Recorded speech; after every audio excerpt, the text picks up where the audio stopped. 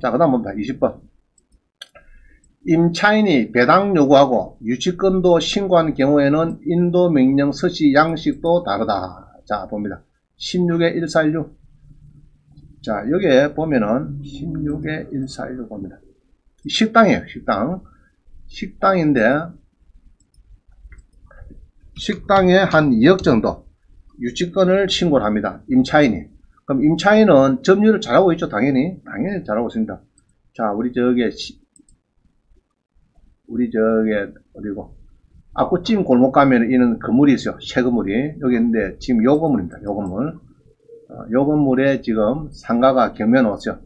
자, 상가에 보니까 안에 공사가 좀 되어 있는 거죠. 깨끗하게. 리모델링. 리모델링은 원래 유치권하고는 상관이 없어요. 지 영업의 목적이니까 상관이 없는데, 요런 거를 가지고 신고를 많이 해요. 지금 보면은. 자, 그래가지고 요 보면은, 임차인이, 윤 씨가 사업자를 하고 배당 요구를 했습니다. 배당 요구를 3천에 250 있다고. 자, 하면서 자기가 또 유치권을 또 신고합니다. 유치권을. 임차인이 또 1억 8,900 돌아 이랍니다. 그게 은행에서 이제 유치권 분야 소송 들어가고 막 이런 과정이에요. 과정인데, 자, 우리는, 유치권이 신고 들어왔네. 그러면은 일단 요거를 봅니다. 요 보니까 윤혜란 씨가 있습니까? 없습니까? 세 분이나 갔는데, 당연히 있겠죠? 장사를 하고 있으니까. 당연히 있습니다. 당연히 있습니다. 그래서 이제, 영업을 하고 있다. 지금 이야기입니다. 그래서 이제 한 2억 정도 시설비, 인테리비, 요거 투자했는데 요거를 지금 신고한 겁니다. 그러면은, 요거를 이제 우리가 낙찰을 받고, 이제 강급이 뭡니까? 이게 13억짜리를 5억에 낙찰 받으면은 일단은 대출이 80% 되는가 이게 중요하죠. 유치권이 신고됐는데 중요하고, 그럼 인도 명령 또 대상이 되는가 이게 중요합니다. 쫓아낼 수 있는가 이게 중요하죠. 그러면은 제가 볼 때는요, 여기서 유치권을 신고를 했는데 이 사람이 신고할 때 서류가 뭐들 하겠죠. 서류가 우리 교재 봅니다. 서류가 뭐들 하나 하면은 이런 전세계약서가 들어가요. 그럼 여기 보면은 전세계약서가 법원에 냈을 때는 우리 여기 이성한 변호사의 요 판례를 보면은 임대차 계약 때 임차인의 원상회부 의무 명시한 것은 유치권이 성립 안 합니다. 이야기는 우리 전세계약서를 보면요, 한 장짜리가 있어요. 한 장짜리에는 전부 다 유치권 포기 조항이 다 들어가 있습니다. 그게 들어가 있으니까 그거를 가지고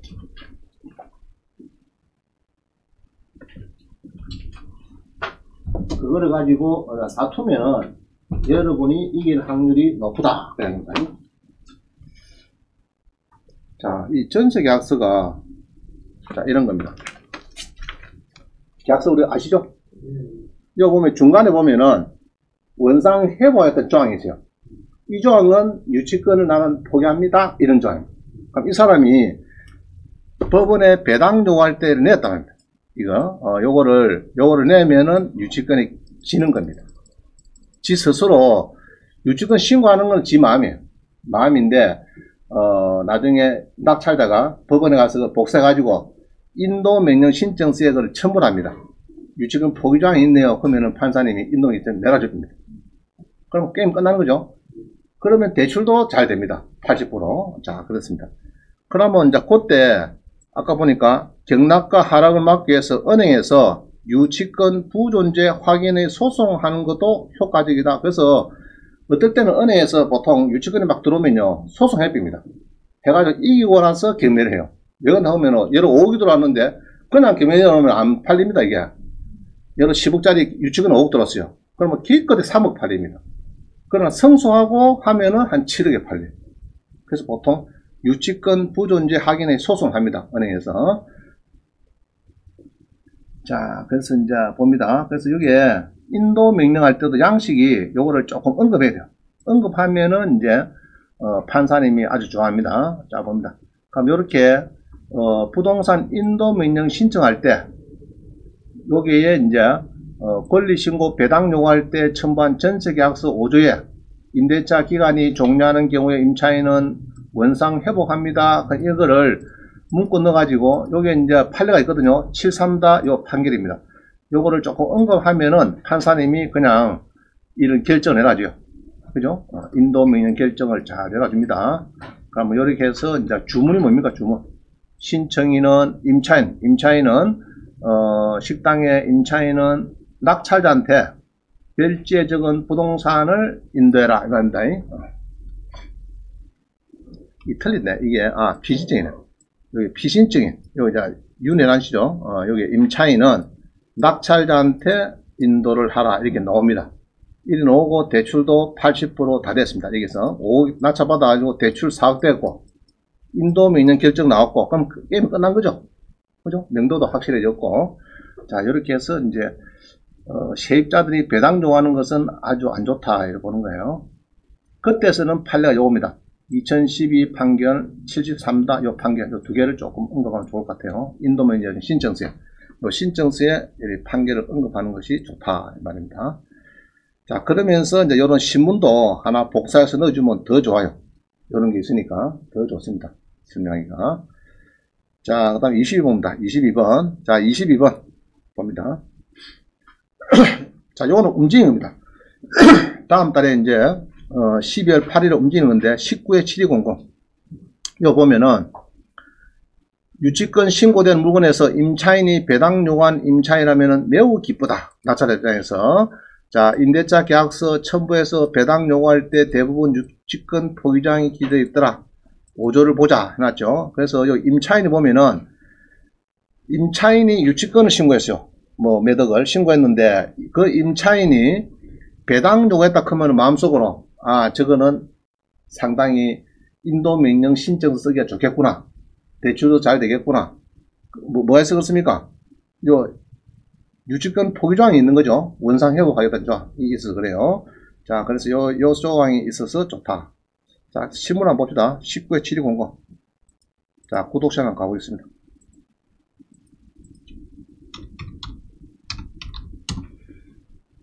자, 이 사건 잘 보세요. 이 사건은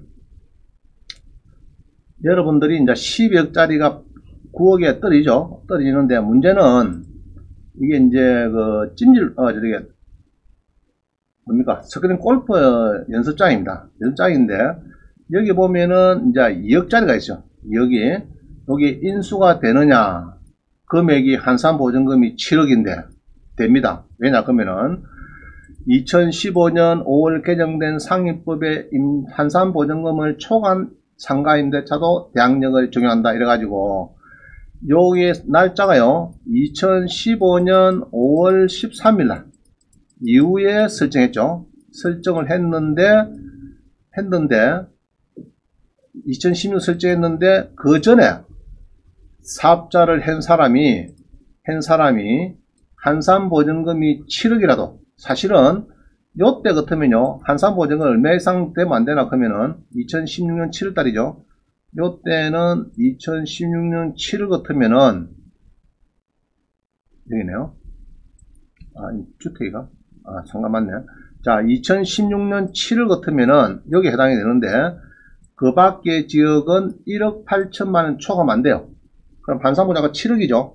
7억은 원래는 대항력이 없는데 법을 바꿨습니다. 정부에서 바꿔가지고 요런 법조항이 있어요. 요런 법조항 요게 해당이 되면은 대항력 인지 안 돼요.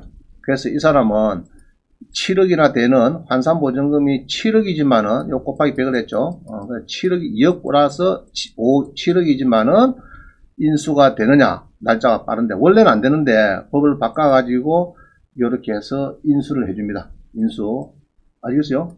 그럼 요거는 인수가 이르겠다 이렇게 보시면 되겠고 그 다음에 이게 유치권이 신고 들어옵니다. 임차인이 스크린 골프장 5억 4,800에 유치권이 들어왔어요.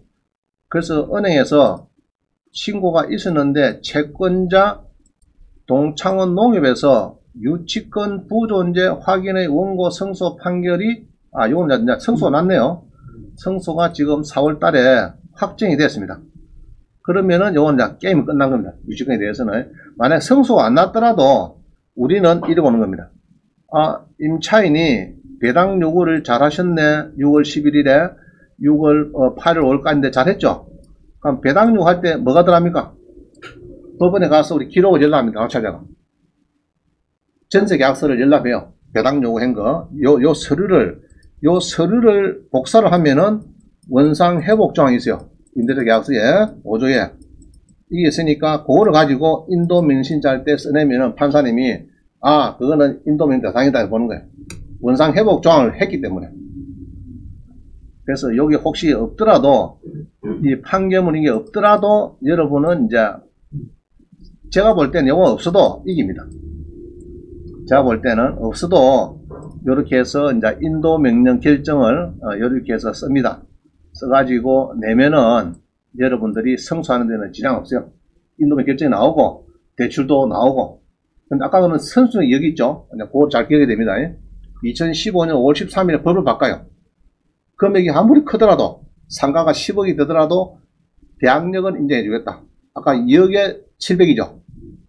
2억에 500이가 2억에 500이구나. 2억에 500인데 2억은 대항력을 인정한다.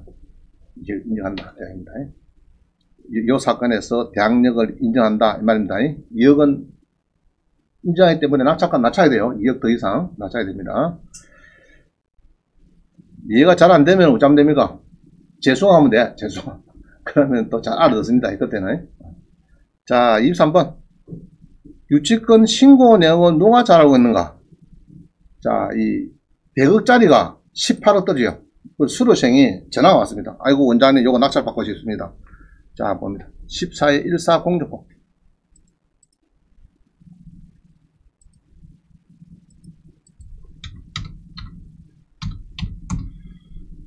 자, 보면은, 천안에 100억짜리가, 109억짜리가 18억에 떨어져요. 그 수강생이 한 5억 있으니까 요거를 막 한 10년 몇 개 놓겠다. 그냥 던져 놓겠다. 별 문제 없으면은.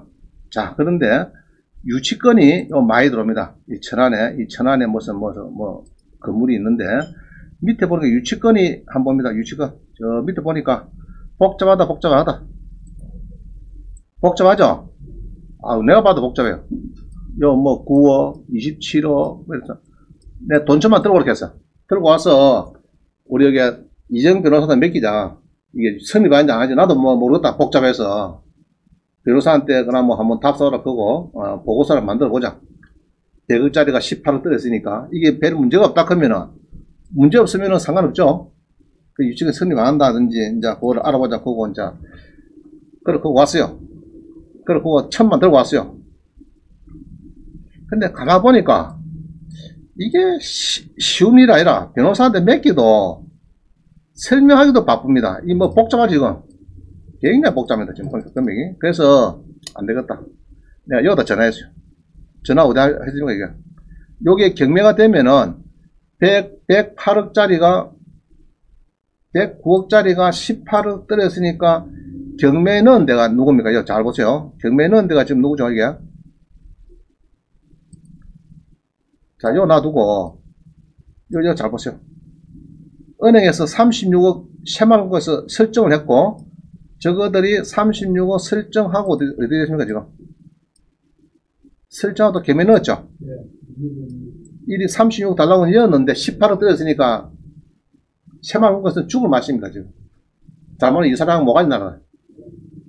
미국 같으면 총 가지고 바바박 싸우고 죽으면 되는데, 한국에는 그거다 총도 없으니까. 미국에는 총이 5억정 있대, 5억정. 참, 대단한 나라입니다, 이제. 그래서 맨날 총기 사고 많이 나요. 근데 한국에서 이게 36억에 18억 했던 게 지금 죽을 맛 아닙니까, 이 사람은. 그래서 전화했어요. 전화해가지고, 경매 담당자를 찾았습니다.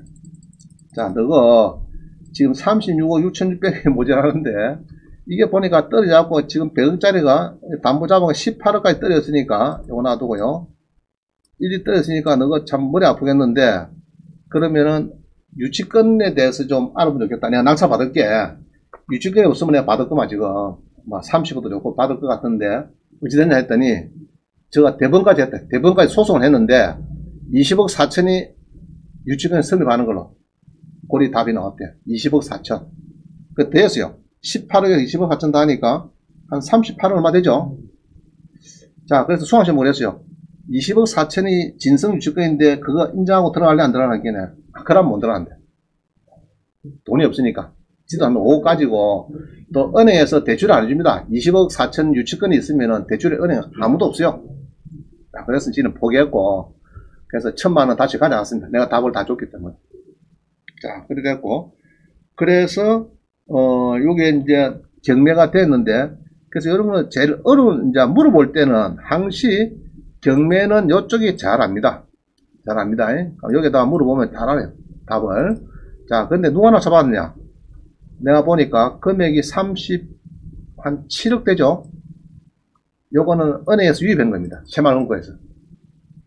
대신, 이게 상고는 오가지고 낙찰 받아갔겠죠? 그럼 받아가지고 새마을금고에서 이제 부실채권하고 소유권하고 바꾼 겁니다. 그럼 소유자가 돼가지고, 이제 저거는 37억 팔면 돼. 우찌등 안에. 아시겠죠? 유치권 20억 4천 하고, 37억 하고 하면 얼마인 거나 뭐.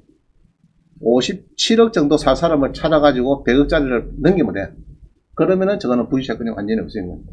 그래서 낙찰자는 새마을금고에서 낙찰 받았다. 이렇게 봅니다. 제가 볼 때는. 등기부 띄우면 나오겠죠. 그래서 경매 신청 채권자한테 물어보자. 자, 24번. 두 개가 비슷한 빌라가 똑같은 업자가 지은 겁니다. 하나는 유치권이 신고 안 되고 밑에 거는 유치권이 신고되고 똑같은 조건입니다. 내용도 비슷해요. 물건이. 자, 그럼 낙찰가를 보면은 유치권이 신고 안 된 거는 5억 8천, 신고된 거는 4억 5천. 그럼 결론적으로 1억 한 3천 정도 쌉니다. 유치권이 신고된 게. 자, 우리는 그러면 위에 거 들어갈까 밑에 거 들어갈까? 똑같은 조건입니다. 네? 밑에 거 들어가야죠. 1억 3천 싸게 산 거. 그죠? 그래도 유치권이 신고되면은 사실 요 밑에 것도 따져보니까 제가 유치권이 선임 안 하거든, 이거요. 안 하는 겁니다. 그럼 결국은 4억 5천 주고 산 이 사람이 더 돈을 버린 겁니다. 그래도 유치권을 알고 모르고는 이렇게 알게 모르게 경매 낙찰가가 달라지는 겁니다. 취득가액이. 자, 25번. 진성 유치권도 있다. 간혹은 대법원 판결까지 받고, 이렇게 이제 점유도 잘하고 하는 유치권도 있습니다. 그래서 이게, 자, 주의사항 이런 거 봅니다. 유치권 신고에서 강덕K로부터 공사대금 9,250에 대한 유치권 신고가 있고, 유치권이 존재하는 것으로 판결이 확정됐다. 1심, 2심, 3심이 나왔다. 그러면은 여기에 있는 강덕K가 점유를 하고 있다 하면은 요거는 인정이 되는 겁니다. 자, 그런데 대부분 판결은 온데 현재 가보니까 강덕K가 없고 제3자가 영업하고 있어요. 이 식당에. 그러면 유치권 성립 안 하는 겁니다. 알겠죠?